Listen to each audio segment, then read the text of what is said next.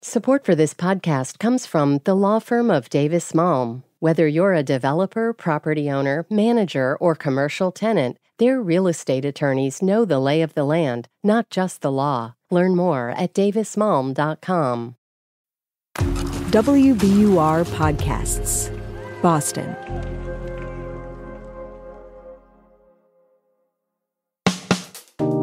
I'm Daryl C. Murphy, and you're listening to The Common.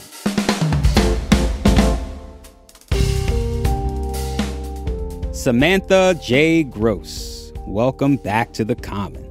Thanks for having me back, Daryl. Yeah. So you are a politics reporter for the Boston Globe, specifically covering the Massachusetts State House, where you're at right now, right? That is correct. So, Samantha, you're here to talk to us about the new Massachusetts Senate budget. First, I want to ask you, budgets, numbers, lots of specifics. Why should people care?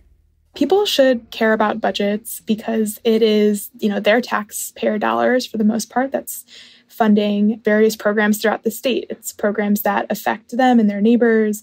It pays for their roads and bridges. It pays for essential services in their community. And it also pays for, really big programs in the state like mass health, funding for schools, things like that. So it's really important. It's also their elected representatives and senators are the ones who are crafting this budget. And so people really do have a say. They can go to their representatives and senators and weigh in on how they want their money to be spent. So it's an important document. It's a lot more than just a sheet of numbers. Mm-hmm. So as I understand it, there's 3 separate budgets that get proposed before a final one is agreed upon.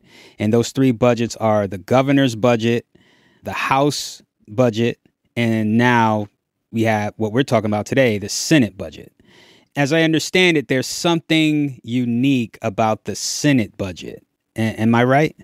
Correct. Yeah. All of the budgets kind of have their own unique pieces. And the Senate's budget definitely has a focus that is a little bit different than the House budget and the governor's budget. And that is kind of its focus on community colleges and also a piece that would allow for, students, residents without legal immigration status to access in-state tuition and other types of funding.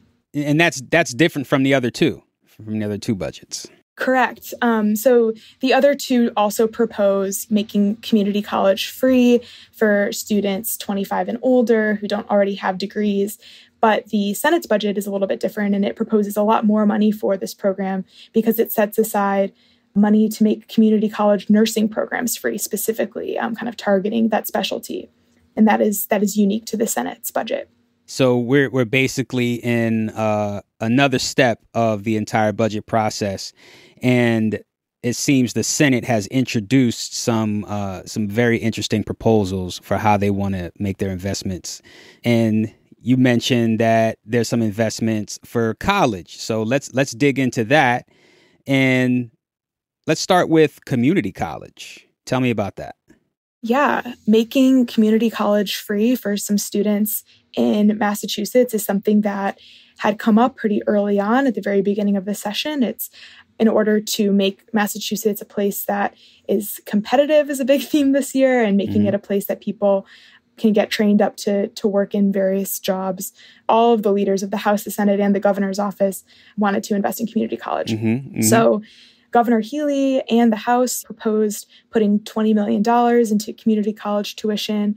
And the Senate kind of went a little bit further than that. They put aside about $55 million in their budget for community college, which includes money for community college nursing programs. They say they want to invest in the sector. There's a nursing shortage, and it's a sector that it seems the Senate is committed to investing in and fostering. And that is very different than what the House and the governor proposed. And I think that is an area that we'll see some negotiating, and there's going to be money set aside for a free community college, but whether it's 20 million or 55 million or somewhere in the middle, that's all going to be hashed out. Mm-hmm. And, you mentioned the nursing shortage. For context, so folks can understand the situation, right? According to a recent report from the Massachusetts Health Policy Commission, registered nurse vacancy rates in Massachusetts hospitals more than doubled from 6.4% in 2019 to 13.6% in 2022, with especially high vacancy rates in community hospitals. So that feels like a pretty urgent need there, right?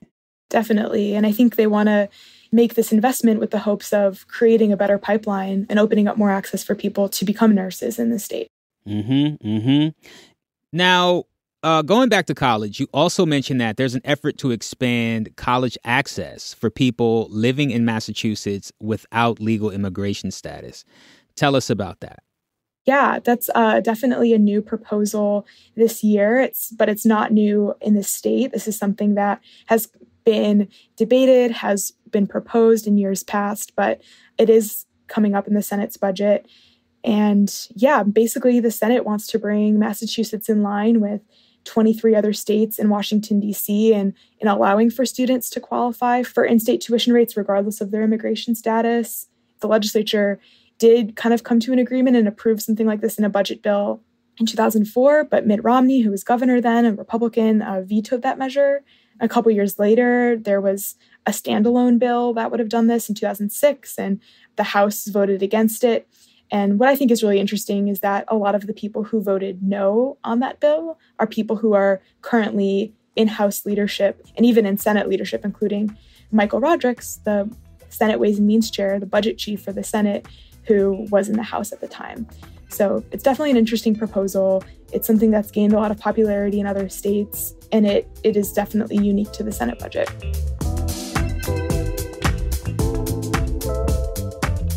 We're going to take a quick break, but we'll be right back.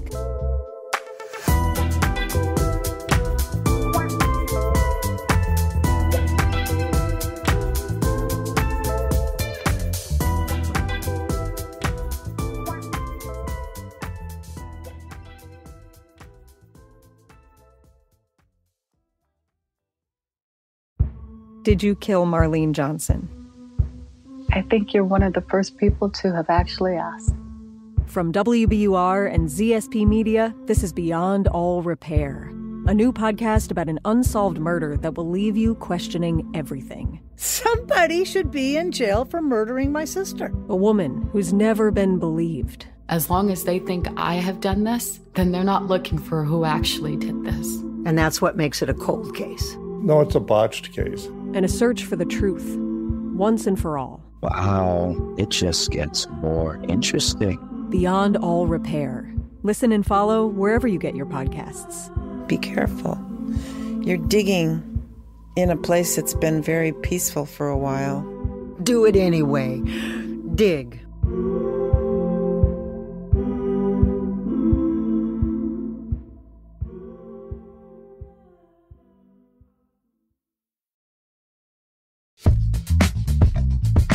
And we're back. We mentioned these like specific college investments, right? And we can't go through the entire budget. But Samantha, based on what you've been reporting and what you've been following, how would you summarize the intent of the Senate's budget? I would say that the Senate, the House, and the governor, in large part, have budgets that kind of fall in line with some similar values. They want to spend money on schools. There's still really large investments in the healthcare sector. And they are also figuring out how to spend a new revenue stream that's coming in from the millionaire's tax, which voters approved last election cycle. So there's a lot of, kind of big questions ahead on, how that falls out in the end. But I would say for the most part, the budgets are not too dissimilar. The pieces that I mentioned with the community college proposals, the in-state tuition for undocumented students are things where the Senate has a bit of a departure. But for the most part, they're quite similar. And I think those differences are just going to have to be hashed out over the summer before the next fiscal year starts July 1. I will say a lot of years, the legislature blows its own deadline and will pass a budget after the fiscal year begins, but that's still left to be seen. Yeah, that's something I've come to learn recently, is that apparently the Massachusetts state legislature is very slow. They go at their own pace. Yes, they like to say they are a deliberative body. So, all right, we talked about what's in the budget. We talked about intentions and values. What's not in the budget? What's missing? Yeah, there are a few things that aren't in the Senate's budget that we see elsewhere. One is making universal free school lunch a permanent program. It's something that the House has committed to doing. The Senate and the governor kind of instead would rather see an extension of the kind of temporary pilot program that allows for free school lunch for all students. That's something that will have to be hashed out. Another is kind of dedicated funding toward a rail service between Boston and the western part of the state. Kind of what's dubbed East-West Rail is a big priority for a lot of folks, and it's not something that we see dedicated money for in the Senate budget, though we do see money for like regional transit authorities and things. Another kind of big one is a proposal that would make the state lottery available online for the state lottery to sell their games online. Oh, nice. It's something that the House put into their budget as kind of to create another revenue stream, essentially. And it's something that the governor has said publicly that she could get behind, but it does not appear in the Senate budget. There was an amendment to do so, but we kind of expect that to not get the support it needs this week. But that's a big one. You know, moving the lottery online would be a huge policy change. Okay, so that's the current budget. I want to step back and ask you about how this budget season, how the budget priorities, how different is it from previous years, from the Charlie Baker administration?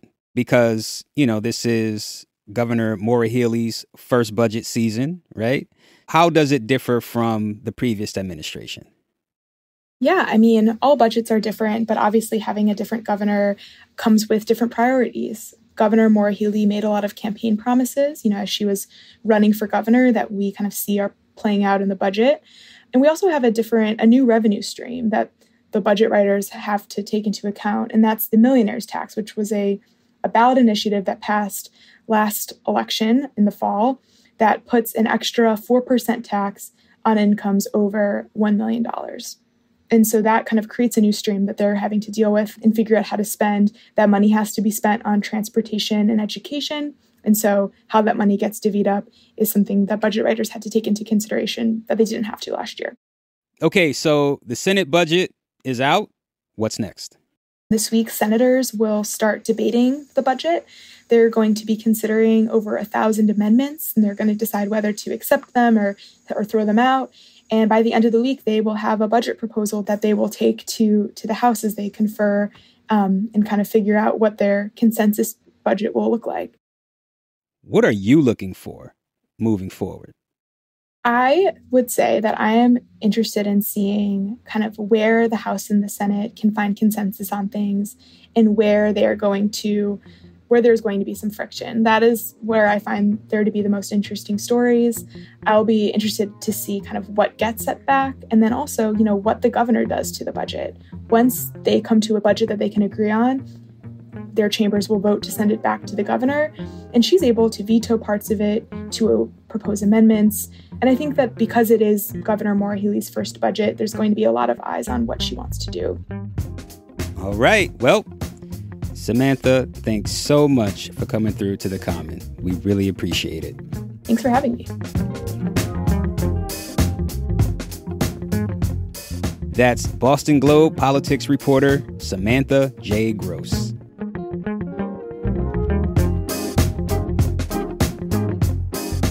And that's our show for today. Thank you so much for listening to The Common. I want to know, what would you like to see our government invest in? Hit us up on Instagram at WBUR-TheCommon, or send us an email at thecommon@wbur.org. I'm Daryl C. Murphy, and I'll talk to you tomorrow.